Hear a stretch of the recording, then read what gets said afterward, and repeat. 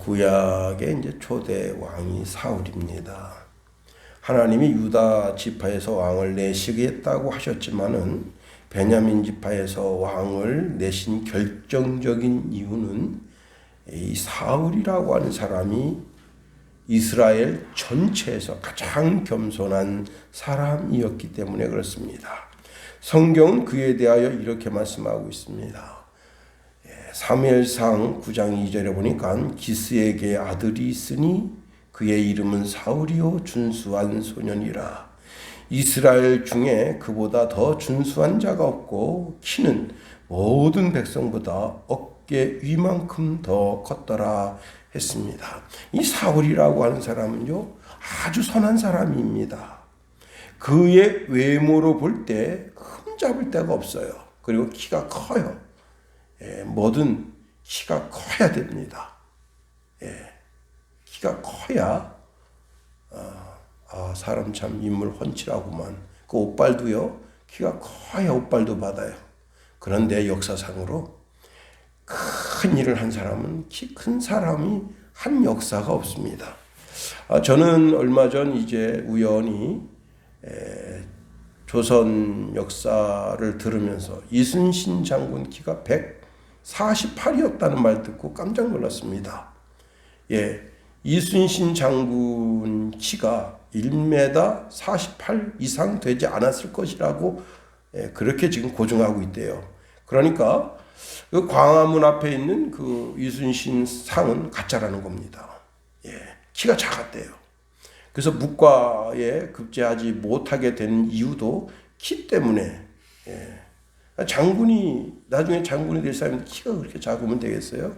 그러나 임진난 때 나라를 구한 사람이 이순신이 아니겠습니까? 아주 이순신이 어릴 때 그렇게 개구지고 장난기가 많은 그런 악동 중에 악동이었는데 그 악동이 나라를 위해서 한 몸을 바치니까 나라를 구하게 됐습니다.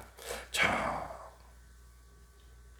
하여튼 여러분도 여러분 속에 어떤 하나님의 비전이 있든지 간에 비전을 빨리 깨닫는 게 중요합니다. 지금도 정말 자기 앞길을 여는 젊은이들은 고등학교 3학년 공부하듯이 공부합니다. 사법시험을 준비하는 학생들, 또 행정고시를 준비하는 학생들, 정말 고등학교 3학년 공부하듯이 그렇게 공부하면서 자기 앞길을 열어가고 있습니다. 이 시대는 공부한 사람이 시대를 이끌어가게 돼 있는 거예요. 사울은 아주 키가 훤칠하고 그의 겸손에 있어서 흠잡을 데가 없는 사람입니다. 한 번은 그 아버지 기스가 암나귀를 잃어버렸습니다. 그래서 이제 사울더러 그 암나귀를 찾으러 가라 했는데 찾지를 못했어요. 그래서 사원에게 말합니다. 돌아가자. 내 부친이 암나귀를 생각은 고사하고 우리를 위하여 걱정하실까 두려워하노라 하면서 아버지를 생각하는 효심이 많은 아들이었습니다. 그때 사환이 이 마을에 물어볼 선지자가 있으니 찾아가서 물어보자 했을 때 사울이 이렇게 말합니다. 우리가 가면 그 사람에게 무엇을 드리겠느냐? 우리 그릇에 식물이 다하였으니 하나님의 사람에게 드릴 예물이 없도다. 무엇이 있느냐? 예물 없이는 주의 종 앞에 나아갈 수 없다. 다시 말하면 믿음을 가진 그런 사람이 사울이었습니다. 사무엘이 사울 왕을 기름을 부을 때 이렇게 말해요. 나는 이스라엘 지파의 가장 작은 지파 베냐민 사람이 아니오며 나의 가족은 베냐민 지파 모든 가족 중에 가장 미약하지 아니하니까 어찌하여 내게 이같이 말씀하시니까. 이스라엘의 모든 지파 중에 가장 약한 지파가 베냐민 지파고 그 베냐민 지파 중에 가장 미약한 가문이 자기 가문이다. 그런데 나 같은 사람이 어떻게 왕으로 세워줄 수 있겠습니까? 하고 자기 겸손을 드러낸 사람입니다. 또 왕으로 예선하는 기름을 부은 후에 온 백성을 불러 모아놓고 이제 제비를 뽑아서 왕이 될 사람을 뽑습니다. 그때 사울은 자기가 이미 왕으로 예선됐기 때문에 왕이 될 걸 알아요. 그런데도 불구하고 그는 어떻게 했습니까? 행구 사이에 숨었어요. 자기 자신이 나타나는 것을 부끄럽게 여겼다는 거예요. 다시 말하면 자기가 모든 백성들 앞에 드러나는 그런 성격이 약간 소심한 그런 스타일의 사람이죠. 사무엘이 이제 사울에게 이런 말합니다. 사무엘이 사울과 모든 백성들에게 이런 말을 해요. 너희는 여호와의 택하신 자를 보느냐? 모든 백성 중에 짝할 리가 없느니라. 하니까 모든 백성들이 만세하면서 사울을 왕으로 추대합니다. 그때 일부 몹쓸 놈들이 이제 이 사람이 어떻게 우리를 구원하겠느냐 하고 멸시합니다. 지금 이제 윤석열 씨가 좀 있으면 대통령이 되는데 대통령 되는 걸 시기해가지고 막 저렇게 장관 세우는 것도 뭐 한동훈이를 빼고 뭐 누구를 빼주면 우리가 총리를 인준해주겠다 그랬더니 윤석열이가 화가 나서 그러면 우리 그 사람 없이도 그냥 부총리로다가 내각을 이끌고 나가겠다. 하지 마라. 지금 이렇게 오늘 그렇게 발표했습니다. 저 보세요. 이제 벌써 딱 뭐가 느껴지느냐면 피비린내가 느껴집니다. 정가에 불어올 피비린내. 지금 이 윤석열이는 칼도 잡지 않았어요. 근데 자기 앞에 수많은 칼이 있어. 아주 난도질을 할 수 있는 칼이 있습니다. 어차피 왕이 될 건데, 대통령이 될 건데, 잘하도록 이렇게 말 하나 뽐새 잘해서 그렇게 해줘야지. 저 어떻게 뒷감당하려고 민주당 저러는가. 여러분 그 화난 개새끼 발로 차면 자기가 물리는 겁니다. 자꾸 화를 돋궈요. 자, 하나님께서 이 사울 왕의 지도력을 높여주십니다. 암몬이 쳐들어왔습니다. 그래서 이제 백성들이 겁이 나서 화친하자 그렇게 했습니다. 그때 사람을 보내서 암몬 사람들과 우리 당신들과 화친하고 싶습니다. 그랬더니 암몬 사람들이 하는 소리가 내가 너희의 오른 눈을 다 뽑아야 너희와 언약하리라. 내가 온 이스라엘을 이같이 모욕하리라 하고 오만방자하게 굴었어요. 이스라엘의 위기가 온 겁니다. 그때 그런 사실을 들은 사울이 군대를 일으켜서 이제 암몬과 전쟁을 했는데 크게 승리했습니다. 그때 승리감에 도취된 일부 그 사울이 왕으로 취대될 때 그때 저 사람이 어떻게 우리를 구원하겠어 하고 말했던 그 사람들 있잖아요. 승리감에 도취된 그들이 이렇게 말합니다. 그 왕으로 취대될 때 저 사람이 어떻게 우리를 구원하겠어 그 말했던 그 비류들 그 싸가지 없는 놈들 다 어디 있느냐. 오늘 그 놈들을 보고 쳐서 하나님의 의를 이루겠다. 여러분 이 얼마나 무서운 일입니까? 그때 사울이 뭐라 했습니까? 사울이요 이런 말합니다. 이 날에는 사람을 죽이지 못하리니 여호와께서 오늘 이스라엘 중에 구원을 베푸셨음이니라 하면서 덕성까지 드러냈습니다. 사울은 겸손한 사람, 하나님 중심의 신앙, 메사의 하나님과 동사하는 그러한 사람, 사무엘 선지자를 통해서 늘 영적인 지도를 받는 사람. 그런데 이 사람이 자기 입지가 굳게 되니까 그때부터 자기 마음 중심이 하나님 중심에서 자기 마음 중심으로 변질되게 됐습니다. 마음이 삐딱선을 타기 시작한 거예요. 그러니까 하나님께서 이렇게 말씀하십니다. 내가 사울을 왕으로 세운 것을 후회하노니 그가 돌이켜 나를 따르지 아니하며 내 명령을 행하지 아니하였음이니라 하신지라. 사무엘이 근심하여 온 밤을 여호와께 부르짖으니라 말씀합니다. 잠언서 6장 16절 말씀해 보면 여호와께서 미워하시는 것 곧 그의 마음에 싫어하시는 것이 67가지 있으니 곧 교만한 눈과. 우리가 신앙생활하면서 후회할 짓 하면 안 됩니다.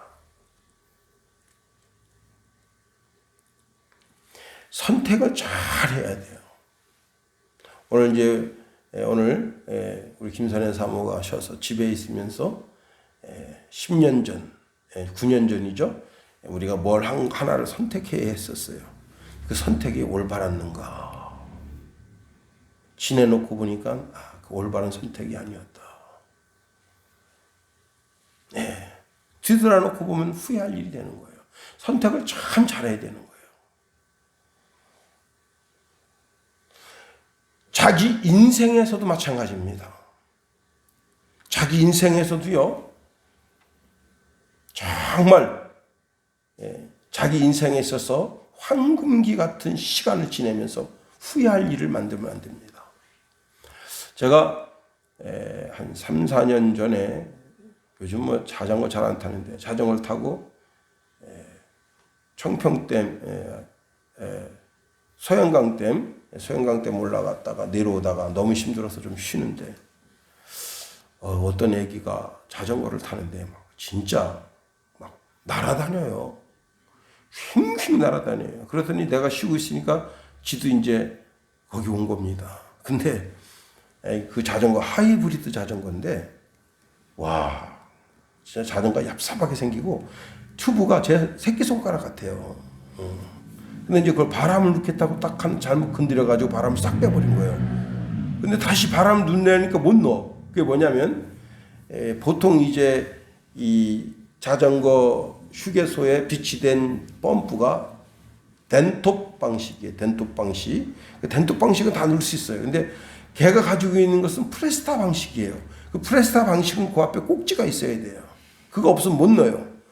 계속 고생합니다. 그러면서 내가 일로 와봐라 했더니 얘가 이제 웬 뭐 뚱뚱한 아저씨가 와봐라 하니까 겁을 먹었는지 싫어요 그래서 야 이리 와봐라 내가 그 넣는 거 알려줄게 그랬더니 지도 이제 가고 싶은데 못 가니까 왔어요. 내가 이거는 프레스타 방식인데 프레스타 방식은 이 꼭지가 있어서 내 꼭지 빌려줄게 해가지고 바람을 빵빵하게 넣습니다. 그리고 내가 야 너 오늘 무슨 날인데 여기 자전거 타러 왔냐 그랬더니 오늘 중간고사 마친 날인데 시간도 넉넉하고 그래서 자전거 한 바퀴 타고 요 밑에 가서 낚시하려고 합니다. 너 몇 학년이냐? 고등학교 2학년입니다. 제가 걔를 붙잡아 놓고 너 진짜나 고등학교 2학년 때 3학년 때 네 인생엔 공부하는 데 한 번 더를 투자해봐라.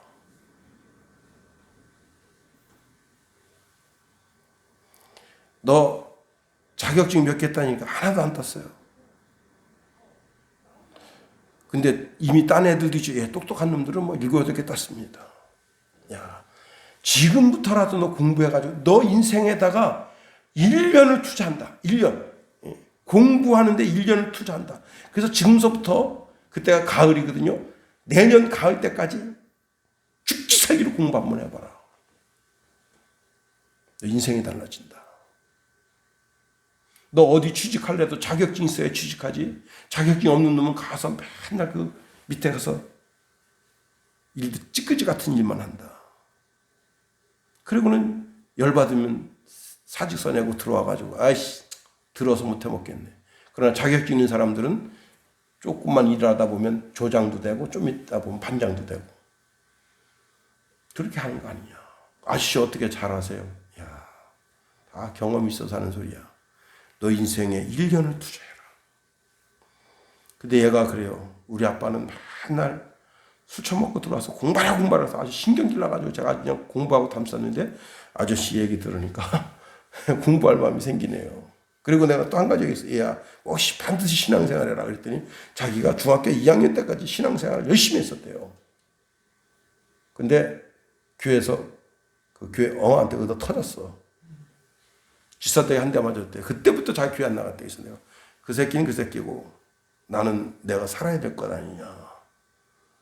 내 영이 살고 내 마음이 살아야 될 것 아니냐. 그랬더니 또 이제 쭉 들으면서 그것도 고민되네요. 그리고 이제 헤어졌습니다. 내 인생에 후회할 씨를 심으면 안 돼요. 캄보디아의 30대 여성이 논에서 일하다가 독사에 물렸습니다. 자, 이 여성 이름이 레부 사단이라고 하는 여잔데요.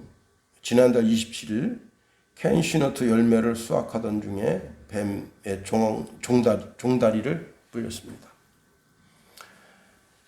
그래서 이제 가족들은 빨리빨리 병원에 가자, 빨리빨리 병원에 가자. 근데 이 여자가 뭘 믿고 있었냐면 그 동네 주술사를 믿고 있었는데 그 주술사의 말에 현혹돼가지고 이제 늘 거기를 왔다 갔다 하는 여자예요. 그래서 나는 그분한테 가서 치료받겠다. 그래서 그분이 가서 이제 무슨 이파리 갖고 막 이렇게 치유 행사를 해줬습니다.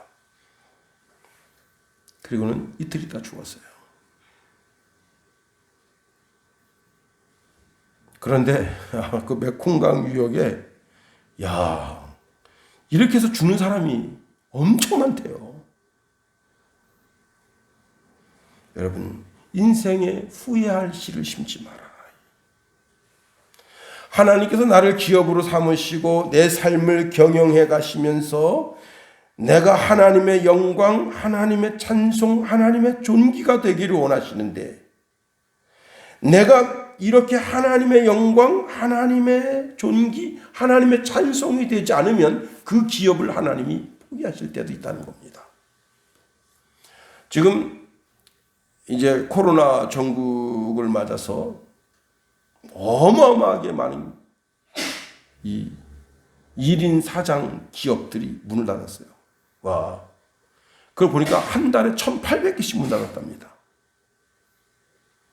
한 달에 1,800개씩. 이제 코로나 끝나고 마스크 다 벗고 일상으로 돌아가라 하니까 다시 회복된다면 그분들이 회복될 수 있겠어요? 다시 말하면 자기가 자기 기업에 대해서 아무리 투자를 해도 자기 인생을 거기다 걸고 투자를 해도 안 되니까 할 수 없이 문 닫는 거예요.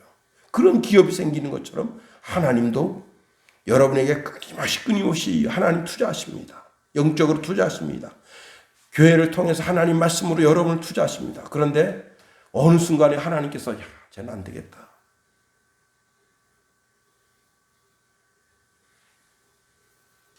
그냥 하나님도 포기하시는 인생이 되면 얼마나 곤란하겠어요. 이 사울왕처럼 후회하는 인생이 되면 어떻게 되겠어요? 오늘 본문에 있는 말씀을 통해서 세 가지로 살펴보려고 합니다. 첫 번째는요, 우리가 하나님의 기업이 된 목적은 하나님께 영광을 올려드려야 한다는 겁니다. 오늘 보면 12절에 보니까 이는 우리가 그리스도 안에서 전부터 바라던 그의 영광의 찬송이 되게 하려 하심이라 그랬습니다. 이는 여기 12절에 이는이라는 말은 기업이라는 11절에 기업이라는 단어를 되받아서 말씀하고 있습니다. 내가 하나님 아버지의 기업이 된 이유를 말씀하고 있어요. 내가 하나님 아버지의 기업이 된 이유는 하나님 아버지께 영광을 올려드려야 된다는 거예요. 욥이 말할 수 없는 환난을 당합니다. 자기 몸에서 극한 질병이, 상상할 수 없는 질병이 자기 몸에 있어서 참 그 마음고생은 이루 말할 수가 없습니다. 근데 친구들이 와서 인과응보식으로다가 내가 죄를 지었으니까 이렇게 하나님께 매를 맞는다고 충고합니다. 그런데 그는 끝끝내 입술로 범죄하지 않았다. 성경은 말씀하고 있습니다. 욥기서 2장 10절에 보면 그가 이르되 그대의 말이 한 어리석은 여자의 말 같도다. 우리가 하나님께 복을 받았은즉 화도 받지 아니하겠느냐 하고 그 모든 일에 욥이 입술로 범죄하지 아니하니라. 여러분, 사도 야고보는 그 욥의 인내에 대해서 이렇게 말하고 있네요. 야고보서 5장 10절 11절에 보니까 형제들아 주의 이름으로 말한 선지자들을 고난과 오래 참음의 본으로 삼으라. 보라, 인내하는 자를 우리가 복되다 하나니 너희가 욥의 인내를 들었고 주께서 주신 결말을 보았거니와 주는 가장 자비하시고 긍휼히 여기시는 이시니라. 자, 사단이 욥을 그렇게 흔들어 봤지만 욥이 끝내 그 입술로 범죄치 아니함으로 하나님께 영광이 되게 된 거예요. 하나님이 나를 기업으로 삼으셨기 때문에 그 기업의 목적은 반드시 이윤이 나야 되는 겁니다. 혹시 기업을 경영하다가 적자가 나더라도 언젠가는 이 적자 나는 상황이 흑자 나는 구조로 바뀔 것을 믿고 거기 투자하는 거예요. 그렇지 않으면 어떻게 됩니까? 빨리 합병하든가 때려치든가 폐업 신고를 하든가. 여러분, 하나님이 유다 나라를 팔아먹으니까 얼마나 고통 가운데 들어가게 됐습니까? 유다가 얼마나 비참하게 됩니까? 아니, 하나님이 내 삶을 폐업하시면 어떻게 하겠느냐 말이에요. 너 이제 됐다. 이제 그만 와라. 우리는 여러분, 그리스도인들은 자기 자신 위해서 사는 사람이 아닙니다. 오직 하나님의 영광을 위해서 살아야 돼요. 고린도전서 10장 31절에 보니까 그런즉 너희가 먹든지 마시든지 무엇을 하든지 다 하나님의 영광을 위하여 하라. 제가 어떤 선생님을 만났는데요. 수학 선생님인데 그 선생님 그래요. 왜 수학 선생님 되셨습니까? 그분 아주 정동시시를 하셨더라고. 자기가 전도를 가장 잘할 수 있는 방법이 뭔가 고민하다가 보니까 애들을 손쉽게 만날 수 있는 방법이 선생밖에 없다. 여러분, 누가 애들 만날 수 있습니까? 못 만나죠. 자기 그래서 그때부터 교사의 꿈을 가지게 됐고, 그리고는 이제 교사가 됐습니다. 또 복음성가 가수 김석균 씨, 저랑 같이 이제 대학원 공부하는데 어떻게 해서 그 고등학교 선생님이 될 마음을 먹었습니까? 옛날에는 처음에 그냥 친구 따라 강남 간다고 그렇게 저렇게 했는데 나중에 자기가 복음의 진수를 깨닫고 이게 진짜 최고. 네, 그 반에 싸가지 없는 새끼가 선생님 우리 햄버거 하나씩 사주면 안 돼요? 그러니까 선생님이 40명이잖아요. 그래가지고 자기는 햄버거만 생각한 거여서 카드 주면서 갖다 사와라 그랬더니 이놈의 새끼가 한 50만 원치 산 거예요. 통닭 사고 제가 저한테 그러더라고. 애들 믿으면 안 된다고. 근데 한 군데서만 산 게 아니에요. 여러 군데서 샀는데 이제 그 카드가 그 아내 이름으로 되어 있는데 아내가 나중에 전화 왔대요. 여보, 왜 자꾸 프랜차이즈면서 계속 뿅뿅뿅뿅 계속 날라오는데 이거 뭐야? 이분이 단순하게 햄버거 하나 그 4,000원짜리 40명이니까 40명 16만 원 한 20만 원 정도 생각했는데 50만 원.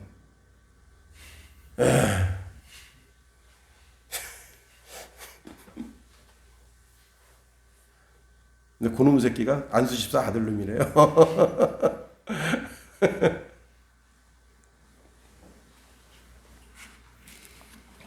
자, 우리는 어떻게 하면 하나님이 기쁘시게 해드릴까 고민하면서 살아야 됩니다. 우리가 예배를 잘 드리는 삶을 통해서도 하나님 기뻐하십니다. 찬송을 잘 올려드리는 그 모습을 통해서도 영광을 받으십니다. 우리가 예배 가운데 찬송할 때 그 찬송 가운데 거하시면서 그 찬송을 받으십니다. 그러나 이런 영광은 반쪽짜리 영광이에요. 온전한 영광이 되지 못한다는 거예요. 온전한 영광은 내가 교회 밖을 나가서 세상의 사람들과 부딪히면서 살아가는 삶에서 영광이 나타나야 되는 거예요. 최근에 이제 직장인들이 점심 한 끼 먹는 것도 부담스럽답니다. 구내 식당에서 5,500원짜리 먹고요, 6,000원짜리를 먹는다고 합니다. 예. 어떤 분은 김밥 한 줄 사가지고 벤치에 가서 그거로다가 오물오물 먹으면서 점심 한 끼 해결합니다. 자, 먹는 것은 먹는 것으로 먹고 그 뒤처리를 깨끗하게 하면서 다른 사람이 그 자리에 와서 다시 벤치에 앉아서 시간을 할애하고 여가를 즐길 때 다른 사람한테 피해를 주지 않아야죠. 아우, 저 순양교회 저 집사 새끼인데 저거, 아우, 저 새끼가 먹는 자리는 다 들어. 벌써 교회 욕 먹었죠?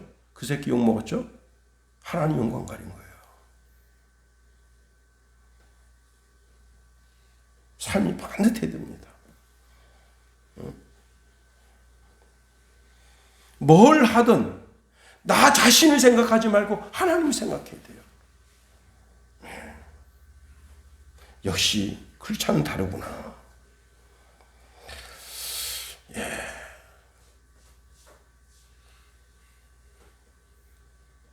코트 다부아르, 이런 나라가 있는 것도 저는 몰랐어요. 예. 코트 다부아르라고 하는 나라의 내전을 멈추게 한 사람이 누구냐면 디디에 드루크바예요. 누군지 알아요? 예. 2006년 독일 월드컵에 코트 디부아르가 그때 당시에 내전에 있었습니다. 이 축구 선수 디디에, 발음이 참 진짜 어렵네. 디디에 드루그바, 그가 벤치에 그 잔디밭에 무릎을 꿇고 앉았습니다. 무릎 꿇고 엎드렸어요. 그러니까 카메라가 깜짝 놀랐어요. 이게 왜 이러는가? 그랬더니 그 선수가 이렇게 말했습니다. 적어도 일주일 동안만이라도 무기를 내려놓고 평화하는 일을 합시다. 그랬더니 그 반군들이 진짜 무기를 내려놓은 거예요. 근데 진짜 무기를 내려놓은 그것이 휴전 선언이 되고 평화협정까지 체결된 겁니다. 와, 축구 하나로 그 나라를 통일시킨 거예요. 하나님이 그 디디에드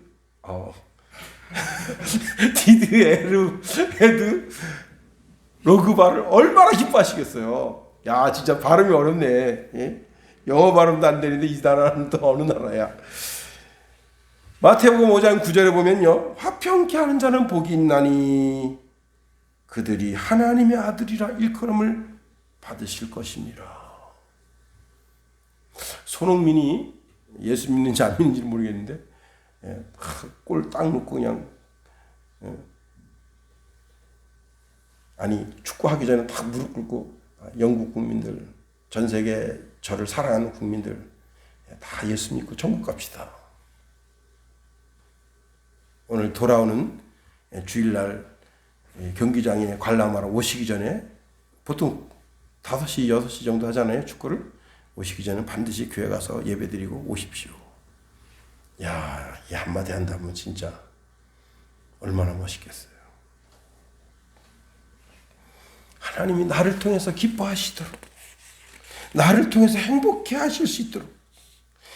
사람이 제일 되는 목적이 뭐냐? 하나님의 행복, 하나님의 기쁨이 되는 삶을 살려고 몸부림쳐야 되는 거예요.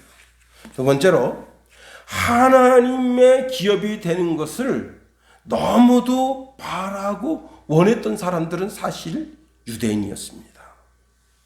12절에 보면요, 이는 우리가 그리스도 안에서 전부터 바라던 사람이 있었대요. 내가 하나님 기업 됐으면 좋겠다고 전부터 바라던 사람이 있었다. 자, 우리는 예수 그리스도로 말미암아 하나님의 기업이 되었는데, 하나님의 기업이 되기를 그 전부터 간절히 원하던 사람이 있었는데 그 사람들이 바로 유대인입니다. 자, 구약의 성도들은 처음으로 오실 그리스도를 기다리는 분들이었다. 그런데 우리는 재림하실 그리스도를 기다리는 성도들입니다. 자, 여기서 유대인들은 구약의 예언의 말씀을 붙잡고 초림하실 예수님을 기다리는데, 구약 성경에 대해서 쫙 일목요연하게 창세기서부터 말라기까지 쭉 해서 거기에서 메시아가 어떤 모습으로 오신다, 그 구절구절 다 찾아서 누가 아주 명쾌하게 답을 주는 사람이 없으면 이게 코끼리 뒷다리 잡기예요. 그러니까 메시아에 대한 예언이 약 500가지가 있는데, 그 500가지 예언이 아주 박식하고 정말 성경에 능통한 어떤 정말 그런 똑똑한 김용호 같은 그런 선지자가 있어가지고, 야, 메시아는 이런 분이시다. 천연 몸으로 오시고 이제 갈릴리에서 사역을 하시고, 그 갈릴리에 그 다음에 나사렛이라는 동네에서 거기서 생활하시고 나사렛 예수라고 불리게 되고, 그리고 뭐 이렇게 쭉 성경을 쭉 일명요연하게 설명해 주는 그런 선지자가 없으면 구약 성경 어느 한 구절 보면, 아, 메시아가 이런 분이구나. 이게 완전히 코끼리 뒷다리 잡기예요. 몰라. 알 수가 없는 거야.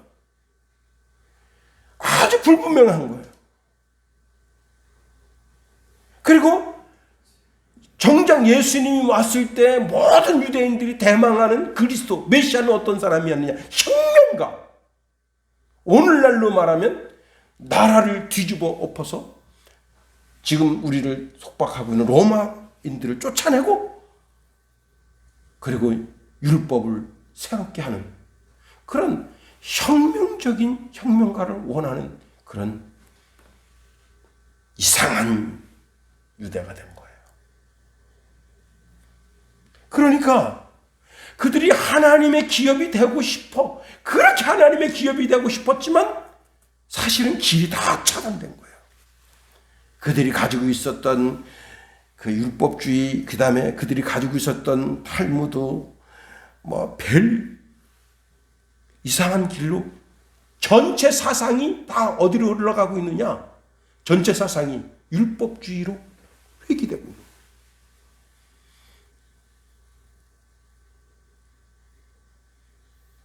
그래서 예수님이 갈릴리에서 사역하실 수밖에 없지 않았었나, 그런 생각도 하게 되는 거예요.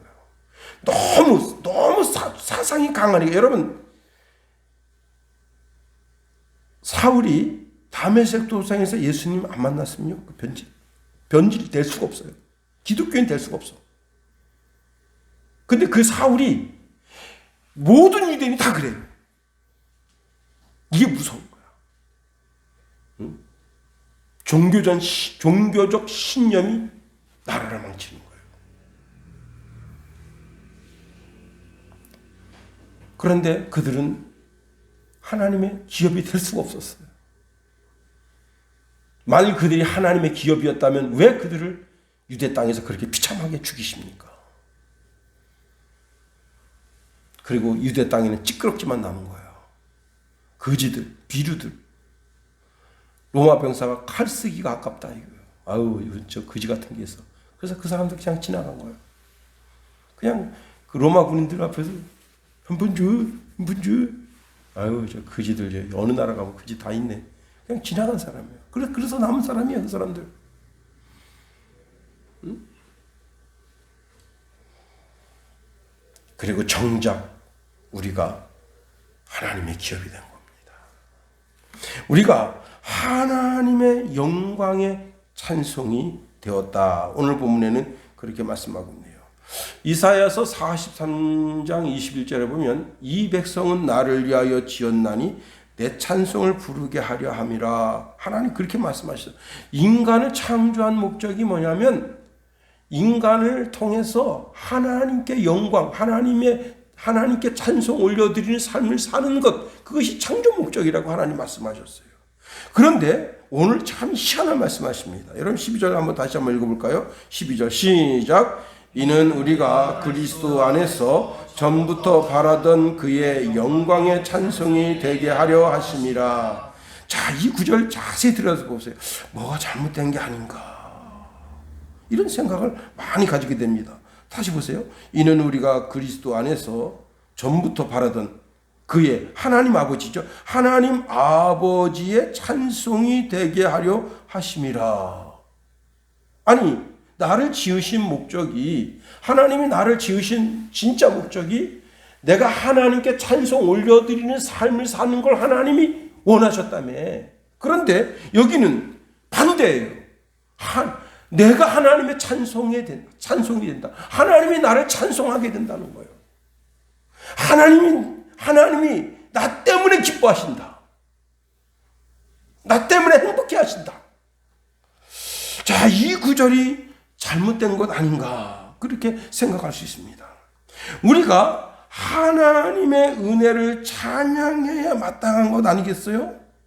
6절 말씀 보세요. 6절.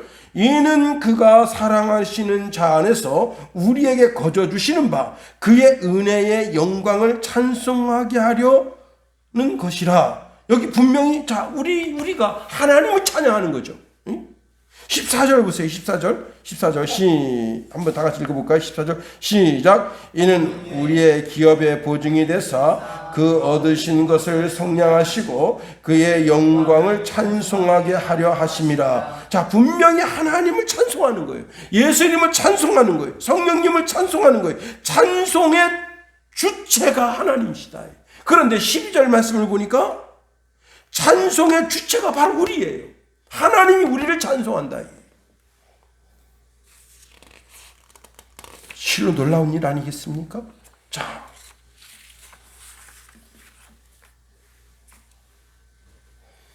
하나님께서는 아브라함에게 이렇게 말씀하십니다. 창세기 12장 거기 보면 너는 복의 근원이 될지라.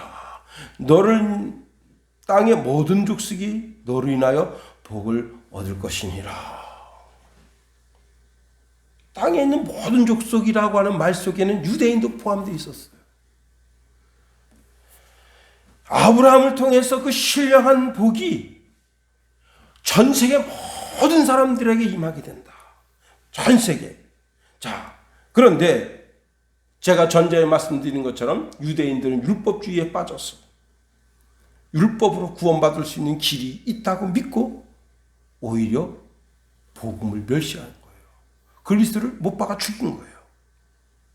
그리고는 그 그리스도를 못 박아 죽인 죄를 나와 내 후손에게 돌리라고 선포한 사람들입니다. 참 불쌍한 거죠. 하나님은 그 사람의 죄를 그 자손에게 묻지 말라 했어요. 그런데 유대인들은 아주 대놓고 우리와 우리 후손에게 그 죄를 돌리십시오. 지가 진 죄를 지나 감당하지 왜 후손에게까지 그 죄악을 끼치냐. 응? 결국은 자기 스스로 그리스도를 십자가에 못 박아 죽이고 그리스도를 배척하고 그리고는 하나님을 등지게 되고 결국은 하나님께서 주시려고 하셨던 그 엄청난 신령한 복에서부터 떨어져 나가게 됐습니다. 그런데 이방인 우리들은 어떻게 된 거예요? 이방인 우리들은 복음을 믿고 예수님을 소개받고 예수님 믿게 된 거예요. 로마서 1장 16절에 보니까 내가 복음을 부끄러워하지 아니하노니 이 복음은 모든 믿는 자에게 주시는 구원을 주신 하나님의 능력이 됨이라. 첫째는 유대인에게요 또한 헬라인에게로다. 자, 그렇습니다. 누군가는 한 사람이 예수를 믿고 구원에 이르게 된다면 그 사람이 전하는 그 복음이 계속해서 증거되어지고 계속해서 그래서 전 세계 지금 한 70억 정도 되죠. 70억 인구 중에 60% 이상이 예수 그리스도를 구주로 믿는 사람들이다. 자, 그 사람이 구원받게 된 그 자체로 인해서 그의 구원하신 하나님을 찬송하게 되는 것. 성령님께서 이제 그 사람 심령 가운데 오셔서 하늘 기업의 보증이 되어주시고 14절 보니까 이는 우리 기업의 보증이 되사 그 얻으신 것을 속량하시고 그의 영광을 찬송하게 하려 하심이라. 이제는 성령님께서 내 기업을 보증해 주신다. 그리고 15절 이하에 보면 바울의 기도문이 나오는데 그 기도문 가운데에도 이렇게 말씀하고 있습니다. 18절에 너희 마음 눈을 밝히사 그의 부르신 소망이 무엇이며 성도 안에서 그 기업의 영광의 풍성이 무엇이며 그 힘의 강력으로 역사하심을 따라 믿는 우리에게 베푸신 능력의 지극히 크심이 어떤 것을 너희로 알게 하시기를 원하노라. 정말 하나님의 사람들이 하나님 은혜 가운데 성령의 인치심을 통해서 성령께서 그 사람을 보증해 주시니까 하나님께서 그 사람을 보고 흐뭇해 하시고 너는 나의 기쁨이다. 너는 나의 행복이다. 하고 하나님이 나를 하나님의 찬송으로 여기신다. 여러분, 우리는 우리의 인생의 전 생애를 통해서 정말 하나님의 영광을 위해서 하나님의 기쁨, 하나님의 행복을 위해서 살아야 할 책임을 지는 사람들입니다. 그러므로 하나님이 나를 보고 하시고 행복해 하실 수 있는 그런 인생의 여정을 하루하루 살아가게 되기를 예수님의 이름으로 축원해 드립니다. 주기도문 하겠어요.